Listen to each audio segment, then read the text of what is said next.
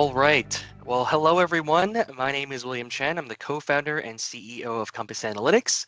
Today, my colleague Ethan and I are excited to bring you our Dataiku webinar series.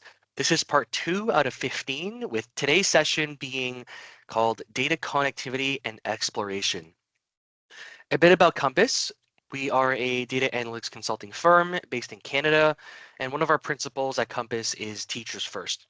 We firmly believe in educating our clients and all of the market on the possibilities, and this is why we take the time to break down all the high-level concepts, and partly of why we're doing this webinar series. So before we get into the content, a brief introduction to ourselves. My background comes from aviation and pharma, where I've worked on digital transformation projects before, helping organizations make the most out of their data. So everything from data engineering, data analysis, building machine learning models, and Gen AI, and everything in between. We're proud Dataiku partners, and we've really seen the power of Dataiku in the hands of everyday users, and we hope that you find the same. Now, if you don't have Dataiku installed, you can download a 14-day trial from the link in the chat that I'm putting right now. And if you are a student watching this, you're eligible for a 1-year trial, again, using the link that I posted in the chat. And so at this time, I'll turn it over to Ethan, one of our AI specialists, for an introduction, and he'll take it away from here. Awesome. Thanks for the intro, Will. Hi, my name's Ethan. I'm one of the AI consultants at Compass, based in Montreal. I have a background in analytics, math, and computer science. I have 5 years experience building AI and ML models across many industries, including health, pharma, and CPG. And I also have 1 year experience working on Dataiku. And as a practitioner, it really is my preferred platform for all things data science related. So I'm really excited to share that with you all today. So what are we here to talk about today? Well, we're going to cover a brief intro into what is Dataiku for any beginners, and then we'll delve deep into connecting data, exploring data sets, building charts, and interactive statistics. So why should you use Dataiku, and where does it really sit within your enterprise? Well, it's really the best AI ML engine that can get you from your silver layer to gold layer data. And this, of course, comes after you've built your data engineering pipelines from bronze to silver. Dataiku makes it really easy to connect your data from there. And then Dataiku excels at performing any last leg ETL, enriching your data, and doing any kind of prep before building and deploying your AI and ML models. And all of this is done in one platform with centralized governance. Finally, the output of your AI and ML projects in Dataiku can seamlessly be connected to your end user business applications like Tableau and Power BI. Now, what really is Dataiku? Well, it's a centralized analytics workbench that lets you collaborate with others regardless of their technical skill. This means a business analyst with no coding knowledge can collaborate with data engineers, writing SQL and Python all day, or anyone in between, like your analysts and data scientists, or your team leaders. Now, what does it look like to collaborate on a project? Well, what you see here on the right-hand side, we call the flow. And this is where you connect your data, do your data preparation and transformation steps, build and deploy your machine learning models, and it all happens in one easy-to-use visual interface that anyone can understand. And finally, Dataiku is cloud agnostic, meaning it can be deployed across all your major cloud providers and integrates connections from any source, especially your popular lakehouses like Databricks and Snowflake. Now, connecting to data in Dataiku is really easy, and there are already over 40 built-in connectors. And these support most databases, and like I mentioned, the popular lakehouse like Databricks and Snowflake. And if your data source doesn't happen to already be supported in Dataiku, as long as the data source provides a JDBC driver, then it's possible to connect to. Additionally, if you're integrating data through an API, there's a plugin to call from any REST API, You can also write your own custom API calls in a coding recipe to make data ingestion into Dataiku very easy and seamless. And I'll just jump over the platform to demonstrate just how easy it is to configure and connect to your data. So here we're in DSS, and if I want to add a new connection, I'll go over to the navigation panel and navigate to administration settings. So here are all the DSS settings. I'll just go over to connections, and right now we don't have any connections set up, but if I want to configure my first connection, all I need to go to is this new connection dropdown. From here, I see all the different SQL databases that Dataiku already provides support to connect to. There are also some file-based systems I can connect to over the internet, as well as cloud storages and Hadoop, as well as NoSQL data storage. Once you configure those, it's really easy. You just provide a little bit of information to connect your data set. It all happens in a really easy to use graphical user interface. There's no code to set up your connection. Now, once you've configured a connection to your data source, from the flow, you have access to all those managed connections.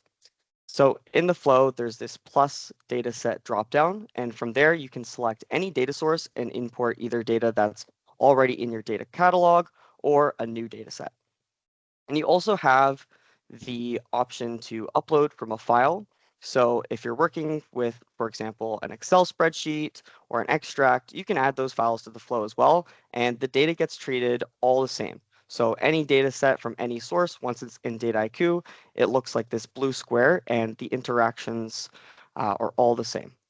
Now, when you import a new data set, the configurations are all made in the window that you see on the right. And this is where you can specify your database connection, a schema if you're working with lakehouse architecture, and in this example, connecting to an unstructured storage, there's options like the path in an S3 bucket. Now, let's go ahead and look at what importing data into our project would look like. So if I just navigate back to home, I'll open up this fraud data exploration project, and it might be different depending on your version of DSS, but in my version, the most recent one, the dataset dropdown is in the bottom right-hand side of the flow. From there, it's really easy. You just select your file system. If I wanted to upload a file, then here you get this nice interface. You can either select files. This will open up your Explorer, or you can just drag and drop the files right in there.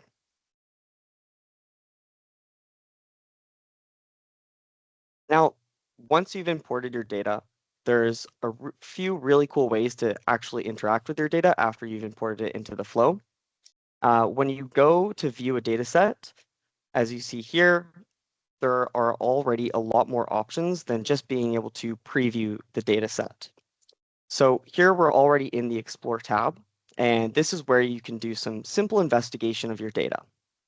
There are also sections to build charts, perform interactive statistics, monitor the data quality or view metrics, which we'll cover today, and then view a history of the data sets. And of course, there's a settings tab to manage that data set connection. Now, the first thing you see when you're in the Explore tab and previewing your data set are these characteristics like storage type and the meaning of each column.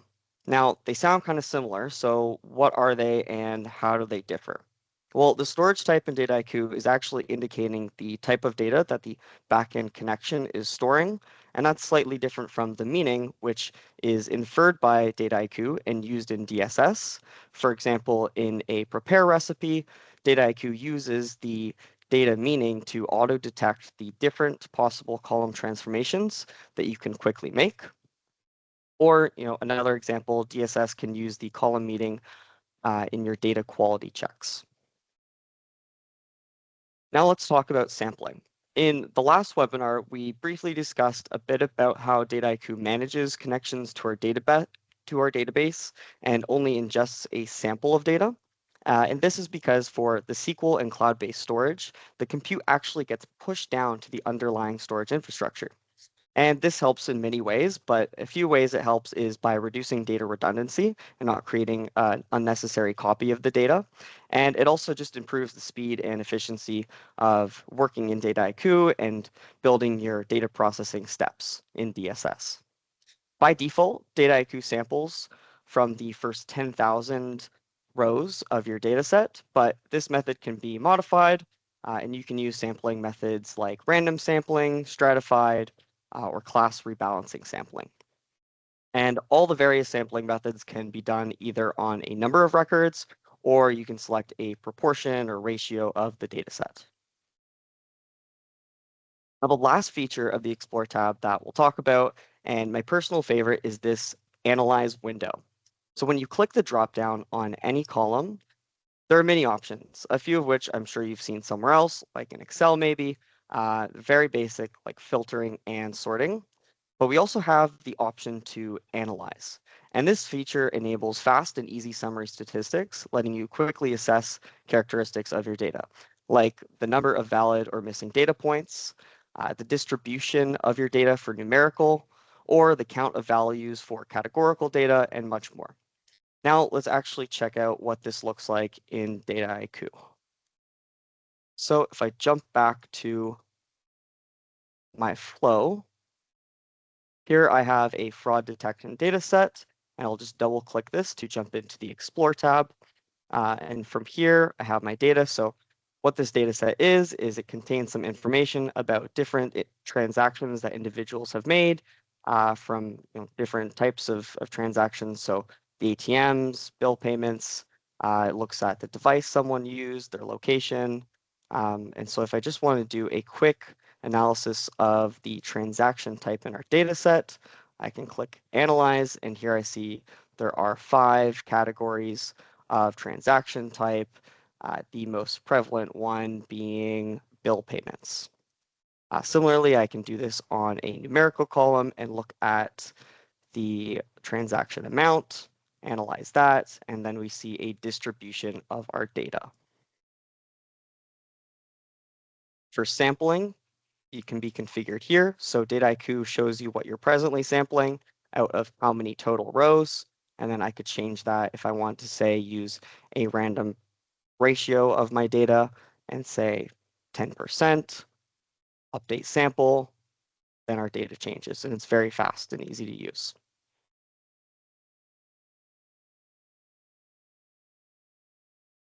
So now that we've covered a brief intro to data exploration in the Explore tab, let's talk about visualization in Dataiku. Dataiku lets you build simple drag and drop charts for really engaging visualizations, and you can quickly build insights like bar charts, line graphs, scatter plots, your KPIs, pie, donut charts, and even geographical visualization. And the list goes on. With really intuitive configuration dropdowns and panel, you can easily customize data or chart settings, such as the different data aggregations, sorting, formatting, of course, your axes, titles, legends, subcharts, and more. The visualizations you build here can easily be downloaded, either as an image or in Excel, and you can also have the option of publishing your charts to a Dataiku dashboard. Or for your reference, if you just want to do your charts here, they can be a reference that you can look back later. Now let's actually look at what building a chart looks like. We're already in the fraud detection data set. If I navigate to the charts tab, that is just one over, you see I've already built a few charts. And how did I do this? Well, it's as simple as taking your data attributes on the left here, and all I do is you drag and drop which attributes you want to be your x-axis and then your y-axis, and the chart is just automatically made. It's very easy to change the type of chart, so we see the different options here. If I wanted to quickly go from a horizontal bar graph to a vertical bar graph, I can do that. And it's not just charts. There are visualizations like pivot tables. There are donut charts. You see here, let's say I didn't like the color. It's very easy to change in this configuration panel. Quickly go here. There's an option to change the color really anything is configurable in the charts. Then when I'm done making all my visualizations, I can quickly publish that to a dashboard, select which visualizations to include, or if I just want to individually download this donut chart, I can download it as an image.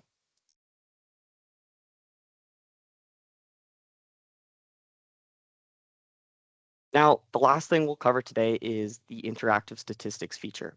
And it's more targeted to data scientists or someone with a statistics background who's doing a few more advanced analyses and exploratory data analysis beyond what's capable in the exploration window or with charts.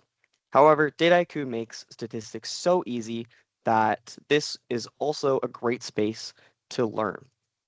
Now, there are a variety of common reports you can build, and they're completely code-free. First and foremost, you can let Dataiku automatically suggest which analyses to do, or if you prefer, you can manually select the analyses options.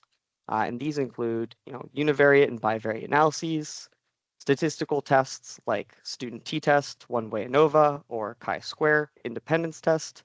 There are also options for curve fitting and doing time series analyses.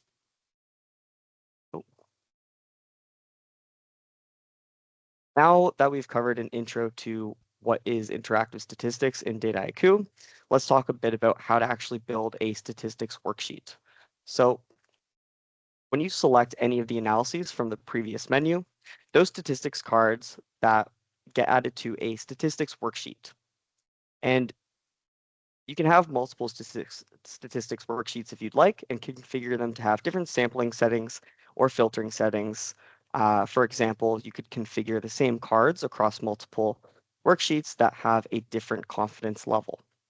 And each statistic card that you add also has its own menu where you can configure the different tests, edit the card, and even publish your statistics to a Dataiku dashboard. So let's check those out. If I go into the statistics tab here, I've already built my first worksheet.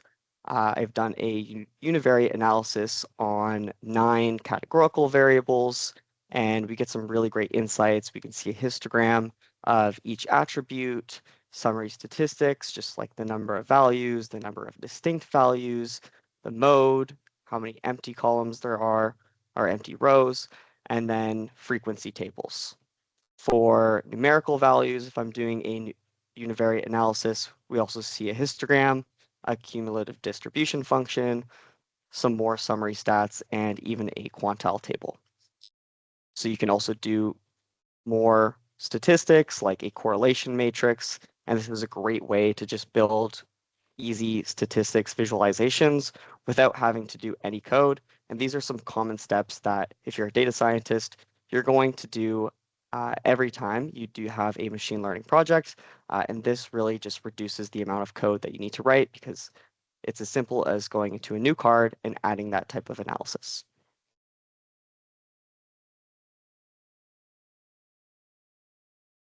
Now, that's the end of the webinar content. And want to thank you all for coming. And I really hope you learned something valuable today. If you have any questions, we'll check out the Q&A board and hopefully answer them now. That's it. All right, Ethan, thank you for a great overview of the platform. We actually have a couple of questions. The first question is for the visualization feature, is there a function that can create like Power BI measures? It's a great question. I'm not sure specifically about Power BI measures, but there is a Dataiku plugin for Power BI. So there's a way to connect your insights and any kind of data in Dataiku and pipeline that over directly into Power BI. So you might be able to take the visualization, save that as an image, and then end up piping that into into Power BI using that plugin. I guess more specifically, where would you write the function if you were to like kind of like Power BI where you're writing in DAX? You're writing a calculated measure. How would that where would that occur in Dataiku? Right, so that's more about customizing the visualization. That would Let's be see. Yeah.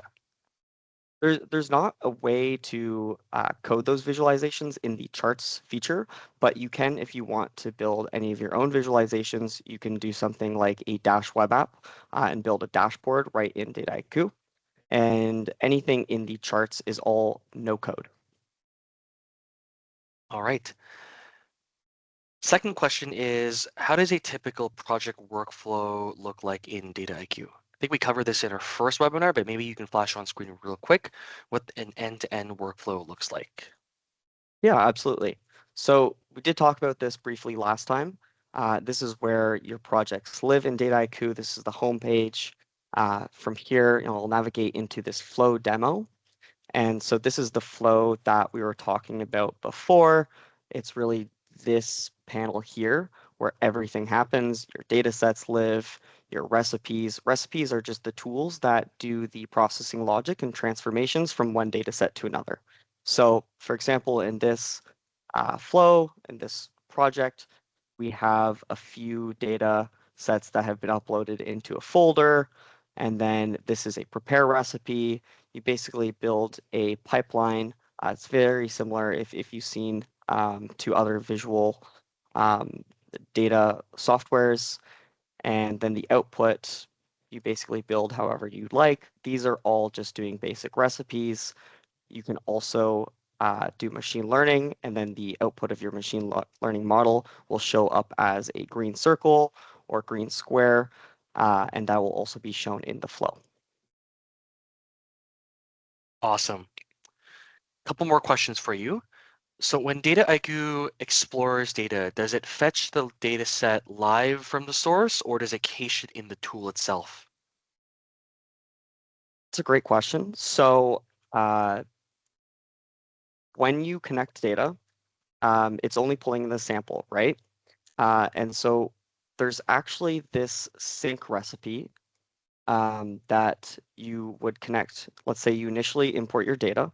That shows up as your first blue square that you've connected to a SQL-based storage. And then you'd add this sync recipe after it. Whenever you run that sync recipe, it will refresh your data and it will redo the sampling. Got it. Next one here for you. Man, these are rolling in. Can you embed these dashboards into a website? Yes.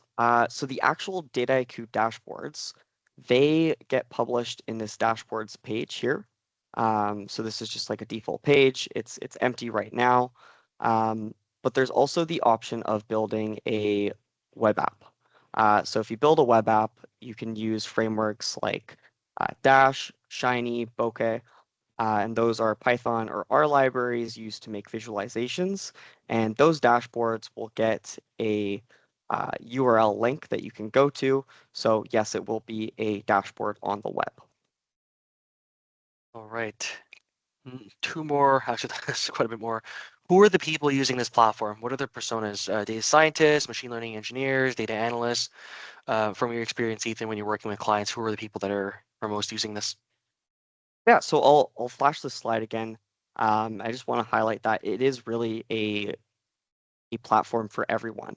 So a business analyst can build a project completely without any coding experience and use all those visual recipes that we briefly saw here, and we'll also talk about in future webinars.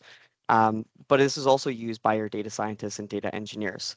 So there are ways to do, you can do your data engineering in this platform. There's data cataloging. You can write ingestion and all your transformations from APIs to and from your data lakehouses. And then for the data scientists, actually what the modeling looks like. If you look in the flow here, this is an example. This is training data set, and then this is, sorry, training a model. The next kind of green diamond is what it looks like to deploy a model. And then this trophy looking green circle is scoring a model. And so this is what modeling looks like and what a data scientist would use and interact with. So it really is a platform for everyone and all use cases relating to analytics. Great segue into the next question. I think this will probably be one of the last ones. So in this workflow or in this workflow recipe, that's like running, let's say, how does it get executed? Does it push, is it executing in Dataiku itself? Is it executing its compute in Snowflake or Databricks or any of Hmm, these lakehouse platforms? How does that actually work under the hood? That's a great question. So when you're building a flow, you would press this build button, and that would actually run your different transformation steps and build the data sets. And what happens is there's an engine you select for each transformation step, or within your entire project, you can configure which engine to use. If you're using SQL or cloud storage, what happens is each visual recipe you use, the configurations and options you do for, let's say, your joins or window functions, those all get converted into a SQL query, and that SQL query gets pushed down and sent to the underlying storage infrastructure to run in your data lakehouse. And then the outputs you'll see right back in Dataiku. Awesome. All right, well, this concludes the webinar today. Um, like I mentioned earlier, we were hosting 15 of these webinars, and so I've put in the chat for those that are interested in the remaining 13. The next session we're going to host is called Data Preparation and Recipes on April 15th at 11 a.m. Eastern Time.